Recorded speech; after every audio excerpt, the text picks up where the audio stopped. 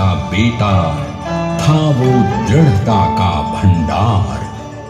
वल्लभ भाई पटेल नाम कहलाता था सरदार। कृषक कार्मिक जनगण से था उसको प्यार अपार। अखिल देश ने उसे रहनुमा किया था स्वीकार। गांधी बापू का शिष्य, सत्य अहिंसा का अवतार, किंतु एक भारत करने को धर लेता हथियार। लौह पुरुष संबोधन था वो लोहे की दीवार। तेज पुंज तुम, शक्ति पीठ तुम, बल का सागर अपरंपार। ऋणी देश का नम्र नमन तुम स्वीकारो सरदार।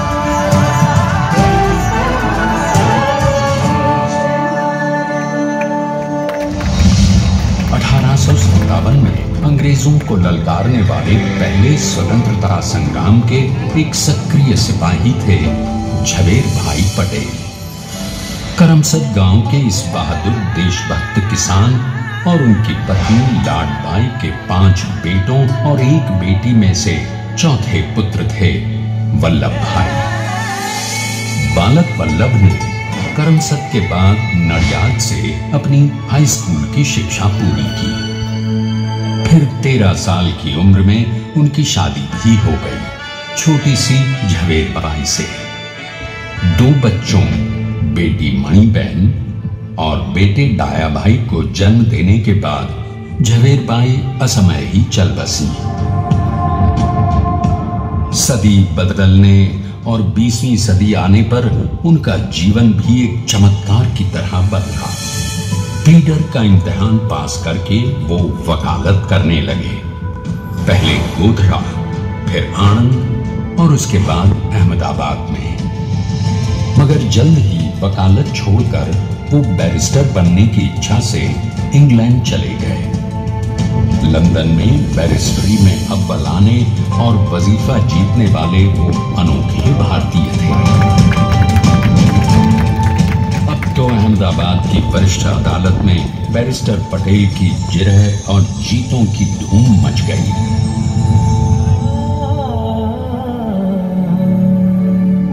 तभी एक युग पुरुष ने वल्लभ भाई के जीवन की धारा ही बदल दी।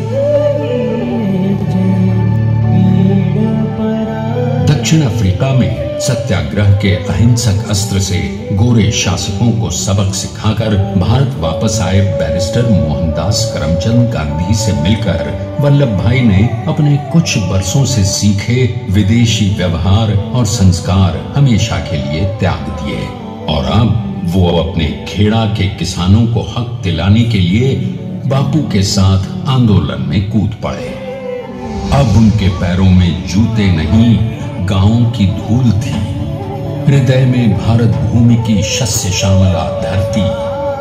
मन में थे गांधी और मस्तिष्क में एक नए स्वतंत्र भारत का सपना।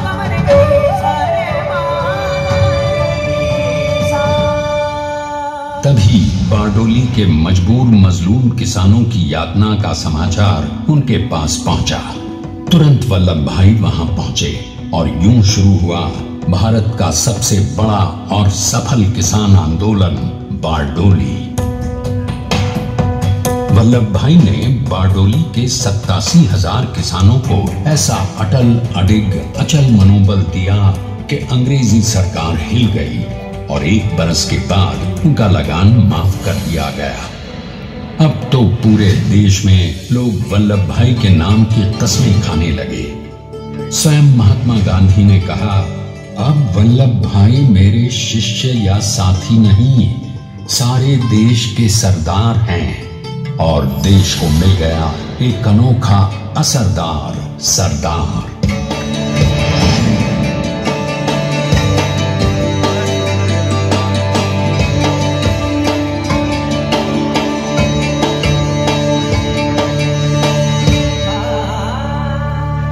सरदार पटेल के नाम और देशभक्ति से अंग्रेज डर कर कांपने लगे। 1930 के नमक सत्याग्रह और दांडी कूच में वो बापू से भी पहले गिरफ्तार किए गए। तो सन 1932 में फिर उन्हें बापू के साथ ही जेल में 2 सालों के लिए डाल दिया गया।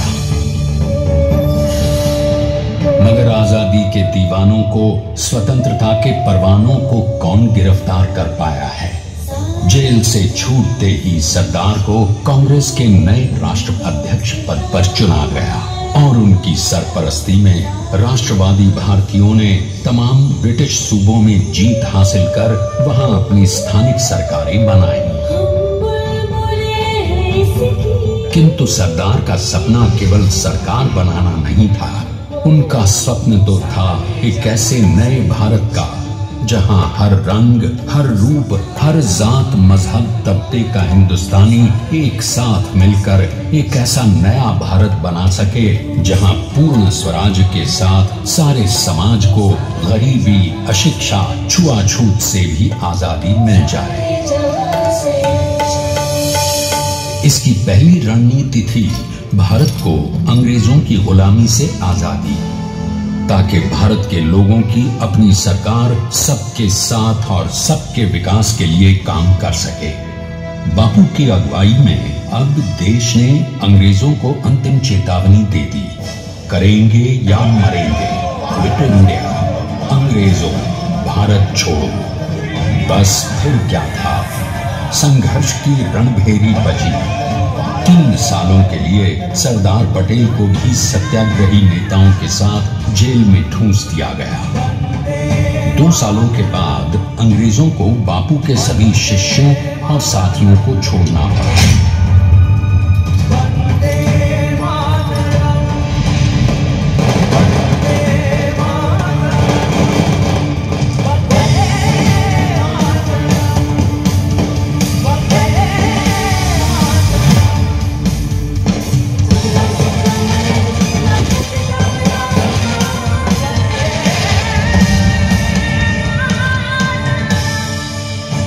स्वतंत्रता के स्वप्न के सच होने के साथ अब सरदार पर कई एक नई जिम्मेदारियां थीं। आने वाली आजादी की तैयारी और एक नए भारत के लिए नए लोकतांत्रिक संविधान की संरचना। जैसा उनके साथी ने खुद कहा था, सरदार ने ही 6वीं हथौड़ी लेकर एक नए भारत को उकेरा है।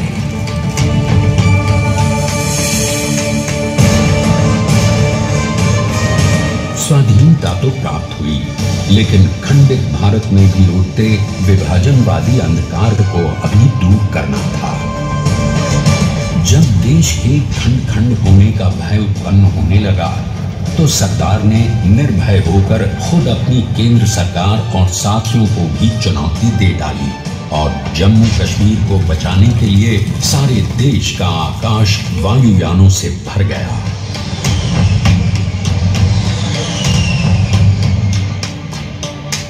और फिर हैदराबाद और जूनागढ़ के भारत में विलयीकरण को पाकिस्तान से चुनौती मिली। सरदार चाहते थे कि देश की 1 इंच धरती अब और विभाजित नहीं होनी चाहिए।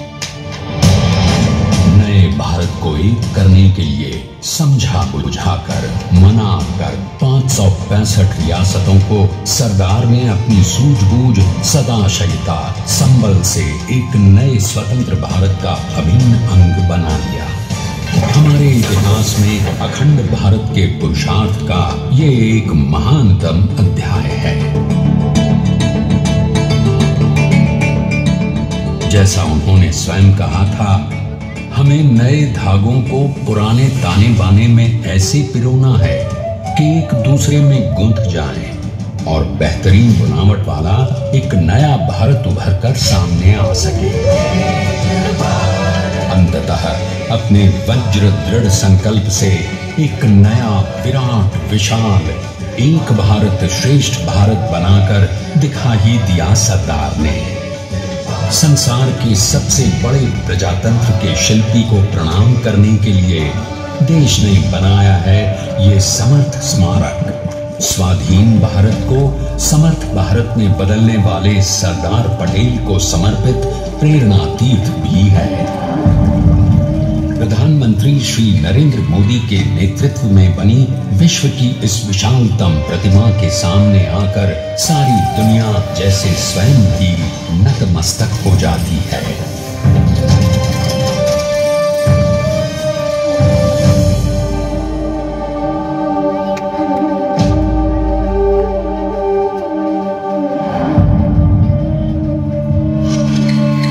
देश को बना गया वो अमित अटल, बना सका उसे न कोई शत्रु दल।